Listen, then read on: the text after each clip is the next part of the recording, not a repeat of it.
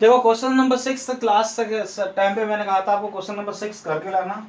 आज अपन 5.1 का question number 7 से शुरू करेंगे, 7, 8, 9, 10, राइट इट। तो 7 नंबर क्वेश्चन क्या कह रहा है? 7 नंबर क्वेश्चन कह रहा है ए इज गिवन है, मैट्रिक्स ए गिवन है, मैट्रिक्स बी इनवर्स गिवन है, और हमें ज्ञात करना है ए बी इनवर्स, यानी ए बी का मल्टीप्लाई करके इनवर्स फाइंड आउट करना है। तो इस क्वेश्चन को अपन ऐसे नहीं करेंगे, अपन करेंगे A B inverse equal to B inverse A inverse. तो अपन को बी इनवर्स ज्ञात है, अपन ए इनवर्स फाइंड आउट कर लेंगे और फिर इन दोनों को मल्टीप्लाई करके इसका आंसर निकालेंगे। तो ए इनवर्स ज्ञात करने के लिए सबसे पहले अपन value of determinant find out करेंगे। ए की वैल्यू क्या आ गई? -1, यानी ए इनवर्स का अस्तित्व है। तो अपन ने देखो, मैंने अब direct F1 F2 F11 F12 F13 F21 F22 F23 F31 F32 और 33 ये डायरेक्ट फाइंड आउट किए। तो F11 फाइंड आउट किया, F2 find out, F13 find out कर लिया। इसके बाद adjoint of A find out कर लिया, adjoint of A equal to F1 F12 और इसका ट्रांसपोज। तो अपने पास एडजेंट ऑफ ए ही आ गया अपने पास। फिर A inverse equal to value of determinant into adjoint of A, यानी 1/-a और ये हो गया। अब तो A B inverse equal to B inverse A, तो ए बी इनवर्स अपन को ये गिवन है, ए इनवर्स ये है, इन दोनों को मल्टीप्लाई करने पर ये आएगा। अब कुछ किताबों में बी इनवर्स यहाँ पे अलग चेंज किया हुआ है, तो आप देख लेना अगर ये चेंज हो, कुछ बुक्स में है चेंज, मैं कह रहा हूँ मुझे मालूम है ये बी इनवर्स चेंज है, तो आप बी इनवर्स यहाँ पे चेंज रख के भी आंसर सेम ही आएगा, कोई फर्क नहीं रहेगा। तो अपन इन दोनों को मल्टीप्लाई करेंगे तो बी इनवर्स ए इनवर्स आ जाएगा आपके पास।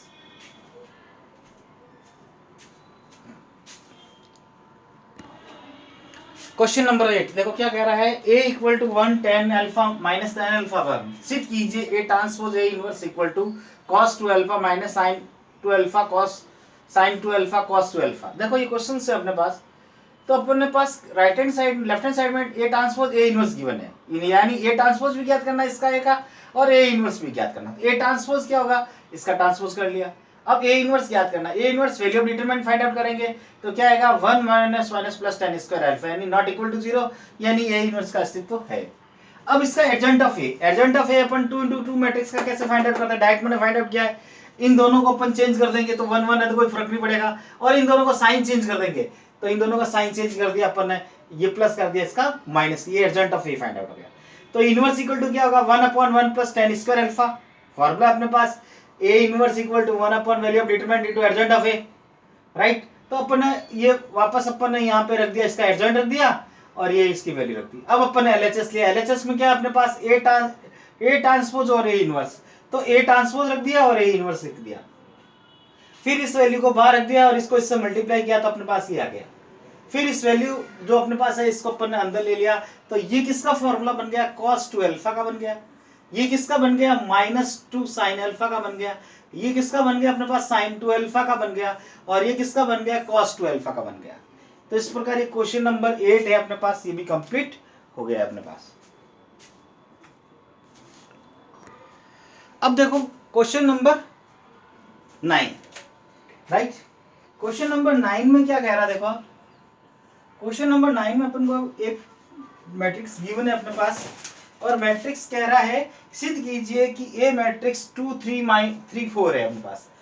तो ये समीकरण ए स्क्वायर माइनस 6x को 6a plus 7i minus 10i को संतुष्ट करता है, और ए इनवर्स, इसकी सहायता से ए इनवर्स ज्ञात करना है। ये क्वेश्चन थोड़ा ऐसा है, तो अपन ने क्या करेंगे? देखो सबसे पहले अपन इसकी ये सिद्ध करना है कि A square minus 6a plus 7i equal to minus 10, right. तो ए अपने पास ये है, तो ए स्क्वायर ए इंटू ए, तो ये आ गया अपने पास। अपन एलएचएस लेंगे, ये ले लेंगे, तो अपने पास एलएचएस क्या है?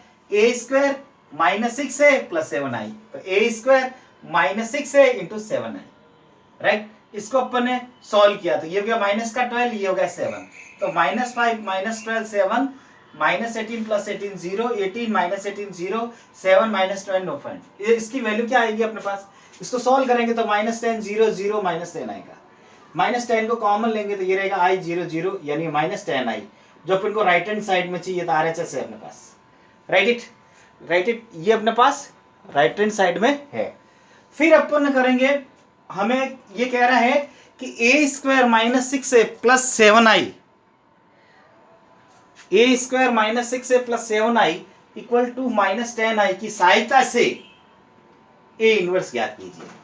तो ए क्या है अपने पास, A square minus 6 plus 7 I equal to minus 10 है। ए इसको इधर ले गया तो 17 आई, राइट, 10 आई को इधर ले गया तो 17 आई हो गया। तो दोनों तरफ ए इनवर्स से गुणा कर लिया अपन ने दोनों तरफ। तो A square minus A inverse 6 into A inverse 17 I into A inverse, zero matrix into A inverse. तो zero matrix into A inverse तो जीरो हो गया अपने पास। A into I equal to A inverse हो गया। ए इंटू ए इनवर्स हम जानते हैं आई होता है। इस ए स्क्वायर में से ए को इसके साथ मल्टीप्लाई किया तो A into A inverse, A into A inverse I हो गया। तो ए इंटू ए आई क्या हो गया, ए हो गया। और ये 6a और ये 17 ए इनवर्स। तो 17 A inverse equal to 6i minus A, right. अब अपन ने आई की जगह ये वैल्यू रख दी, ए की जगह ये वैल्यू रख दी। हमने 6 को अंदर मल्टीप्लाई किया तो 6 0 0 6, ये माइनस है तो -2 + 3 -3 + 4। फिर इसको सॉल्व किया और इस 17 को यहाँ पे अपन यहाँ जो 17 था उसको यहाँ से हटा के अपन ने यहाँ रख दिया। तो ये ए इनवर्स आ गया अपने पास।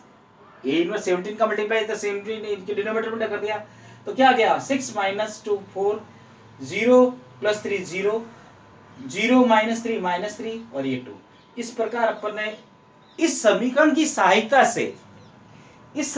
सहायता से अपन ने क्या ज्ञात किया, ए इनवर्स ज्ञात किया। इसी प्रकार 10वां भी क्वेश्चन अपने पास यही है कि पहले तो अपन को समीकरण को सॉल्व करना है और उसके बाद में ए इनवर्स ज्ञात करना है। इस प्रकार अपनी जो 5.2 एक्सरसाइज थी, जो आपको मैंने कहा था 5.1 एक्सरसाइज ये कंप्लीट हो गई है। और 5.2 एक्सरसाइज वो अपन ने 1 to 6 क्वेश्चन कर लिए है। अब हमें करना है इसमें क्रेमर लॉ की सहायता से समीकरण को सरल करना है। वो विधि आपको अभी बताऊंगा मैं आपको, ठीक है ना। ओके।